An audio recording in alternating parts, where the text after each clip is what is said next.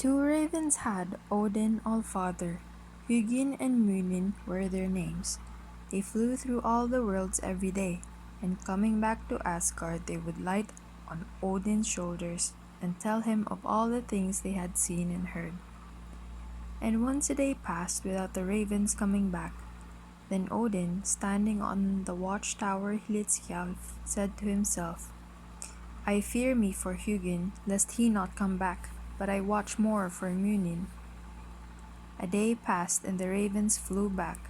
They sat, one on each of his shoulders. Then did the Allfather go into the council hall that was beside Glacier, the wood that had leaves of gold, and hearkened to what Hugin and Munin had to tell him. They told him only of shadows and forebodings. Odin Allfather did not speak to the dwellers in Asgard of the things they told him, but Frigga his queen saw in his eyes the shadows and forebodings of things to come. And when he spoke to her about these things, she said, Do not strive against what must take place.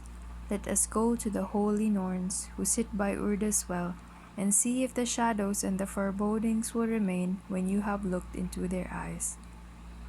And so it came that Odin and the gods left Asgard and came to Urda's well, where, under the great root of Yggdrasil, the three Norns sat, with the two fair swans below them.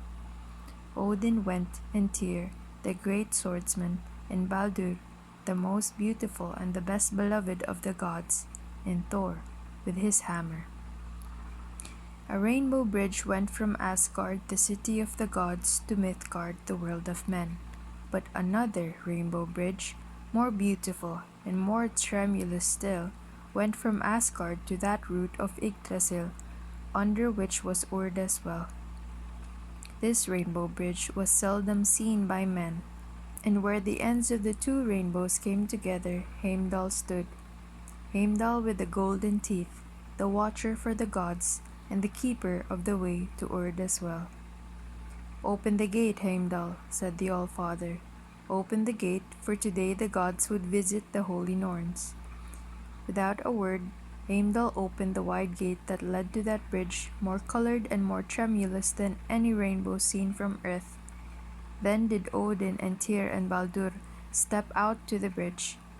Thor followed, but before his foot was placed on the bridge, Heimdall laid his hand upon him. The others may go, but you may not go that way, Thor, said Heimdall. What? Would you, Heimdall, hold me back? Said Thor. Yes, for I am keeper of the way to the Norns, said Heimdall. You with the mighty hammer you carry are too weighty for this way. The bridge I guard would break under you, Thor, with the hammer. Nevertheless, I will go visit the Norns with Odin and my comrades, said Thor. But not this way, Thor, said Heimdall.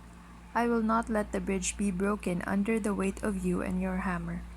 Leave your hammer here with me if you would go this way. No, no, said Thor.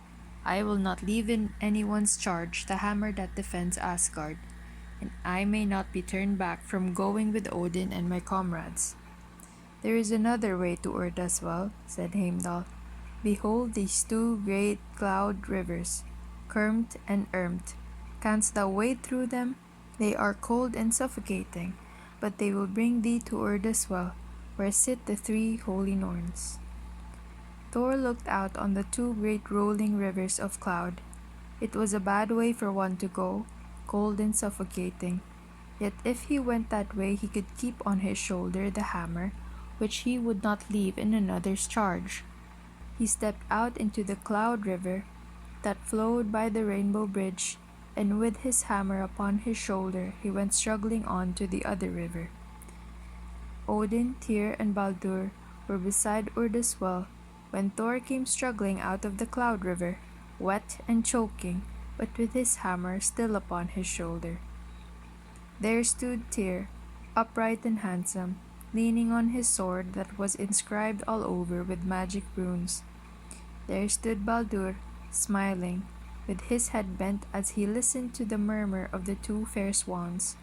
And there stood Odin All-Father, clad in his blue cloak fringed with golden stars, without the eagle helmet upon his head, and with no spear in his hands. The three Norns, Urda, Verdandi, and Skulda, sat beside the well that was in the hollow of the great root of Yggdrasil.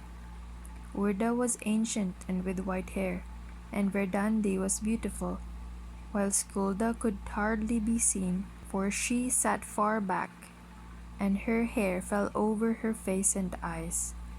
Urda, Verdandi, and Skulda, they knew of the whole of the past, the whole of the present, and the whole of the future.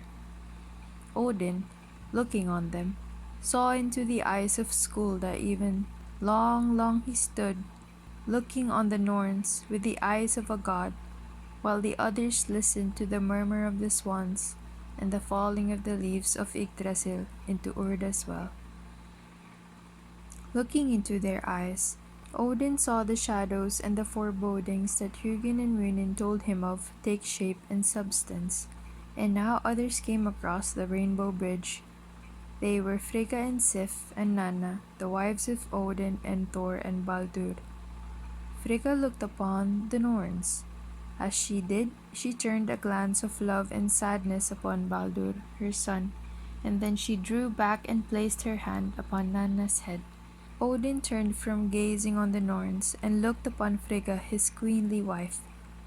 "I would leave Asgard for a while, wife of Odin," he said.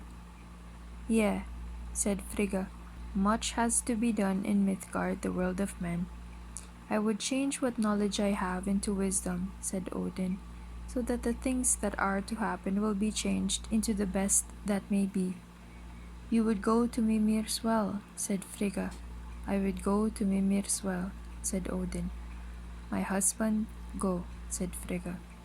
Then they went back over that rainbow bridge that is more beautiful and more tremulous than the one that men see from the earth.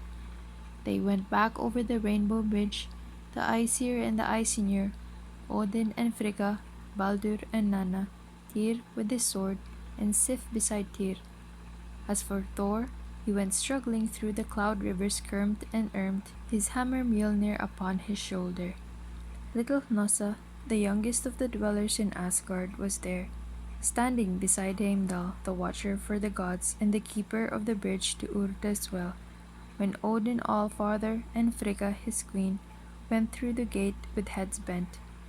"Tomorrow," Hnossa heard Odin say, "tomorrow I shall be Vegtam the Wanderer upon the ways of Midgard and Jotunheim."